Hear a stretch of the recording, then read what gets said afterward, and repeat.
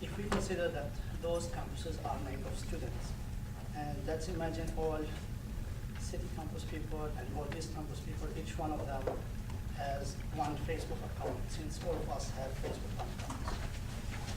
From Monday to Saturday, if both this account and this account, their status is in a relationship. In terms, during the day, the relationship between both campuses is going really fast, and it's going well. And every Saturday night, we are all accepting that both of them, they change their status and become single, and then become separate. This service, I think we all need to make sure that it's present, because we need to make sure that we have one university, it's linked throughout both semesters, and whenever we have classes and we have works in the labs. Trying to increase the number, we have all the duty of encouraging public transportation, because we all support, I think, those green issues, those things that really have decreased also our costs in spending to reach the level where if I am a student on campus, I don't need a car to be and finish my studies here. I can do all what I need through the transportation. I would really be happy if you will support the Sunday service, and this will be a step ahead to have a better transportation system. Thank you very much. Senator Bourne. Julie, so with their initial request of the 413,861, were they still, would it have been possible for them to provide this weekend service? No, it would not. The Saturday, the reason there, keep in mind there isn't a Saturday service, but then again, Star Trek operates the 41 bus that connects between the two campuses, so that's not of a concern. But the Sunday service is not included under this plan, and that's why they requested $413,000 and so dollars. The addition was made recommendation by the subcommittee for that additional Sunday service. Thanks. Yeah. Is there any other discussion? Any other discussion? Senator Solomon. Just have a couple of thank you, Mr. Brown, for all the people who have been doing this application. Thank you very much. Okay. Any other discussion? Okay, seeing no other discussion, we will move into a vote on appropriation bill number 6. Takes simple majority. All those in favor of the appropriation for transit services, please signify by saying aye. Aye.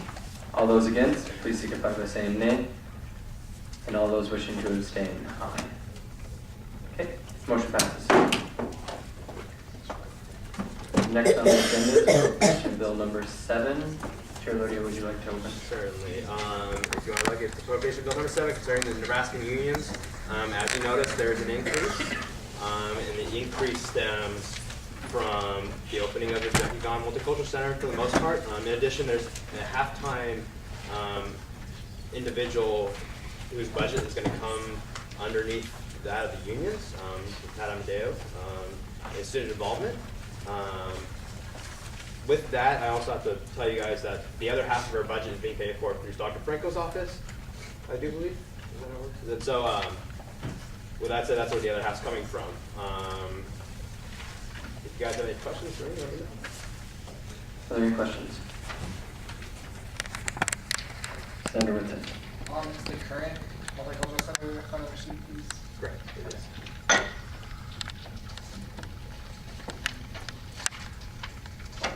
Any other questions? Okay, we'll move into discussion. Is there any discussion?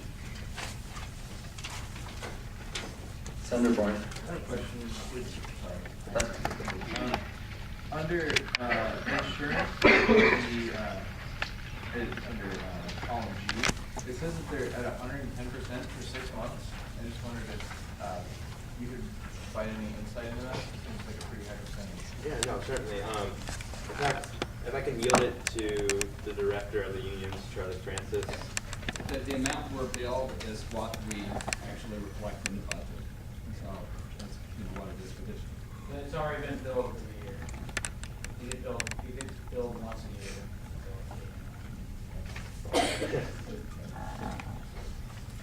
Is there any other discussion?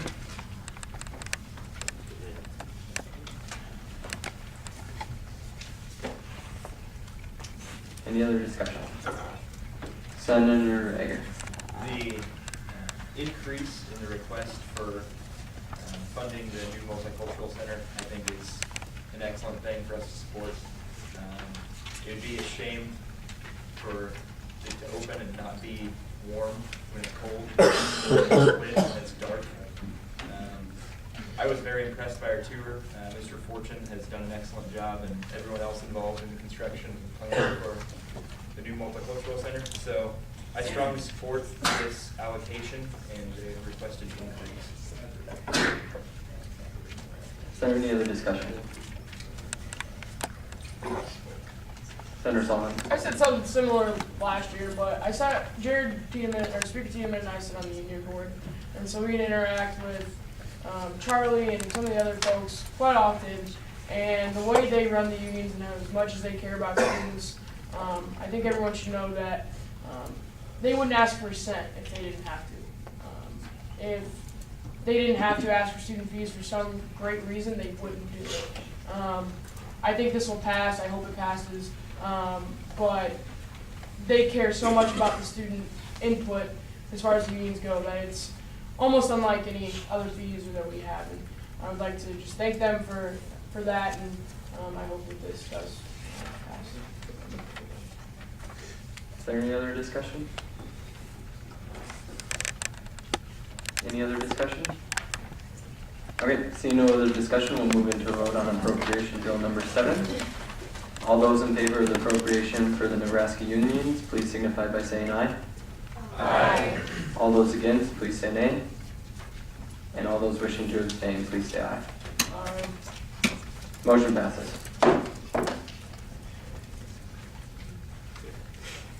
Okay, we're on appropriation bill number 8. Chair Lodier, would you like to open? Yes, Bill 8 is concerning the readership program. As you notice, there is a decrease of 22%, I do believe, in the readership budget. And that stems from a variety of things, mainly dealing with less amount of papers being picked up. But I do want to remind you very quickly, if you see a lot of papers not being picked up, it's not a bad thing because we don't get charged for any of the papers that don't get picked up. So don't feel that bad about it. With that said, we're just requesting a decrease in the amount of papers being delivered. Save the environment, I guess. The reality is that it's not election season, not a government, a U.S. government election season at least. And so that said, not as many papers are being picked up, thus needing the ask for the decrease, just solely off of that. Are there any questions? Senator Petty. Sure, Lydia.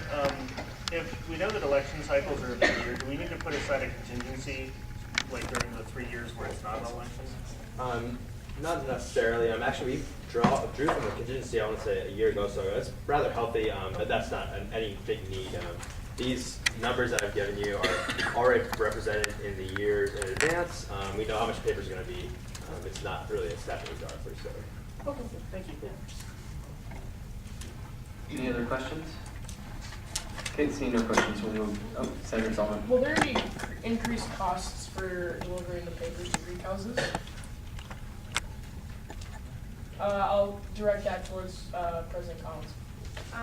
As far as I know, I mean, what we're doing right now, no increased cost, and if things continue as they are, there will be no increased cost. We're fairly low in people picking up papers, and so we had a lot of room to work with, and the budget that we've requested for the readership program for the coming year allows for some wiggle room. That answered your question. Absolutely. Are there any other questions? Okay, seeing no other questions, we'll move into discussion. Is there any discussion on appropriation bill number 8? Senator Shaw, I apologize. No, sorry, it's my clumsiness. I'd like to obviously voice my support for this. First of all, the decrease is stellar. On top of that, I'd like to note that some newspapers are moving in the future to charging for online readership, including the New York Times. So the fact that we have a program like this really benefits students. So I'm definitely glad to see that, and I'm also glad to see the environmental sustainability of asking for a decrease when it's not being used. So total support for this. Thank you. Chair Lord. Just to remind you, we have one of the top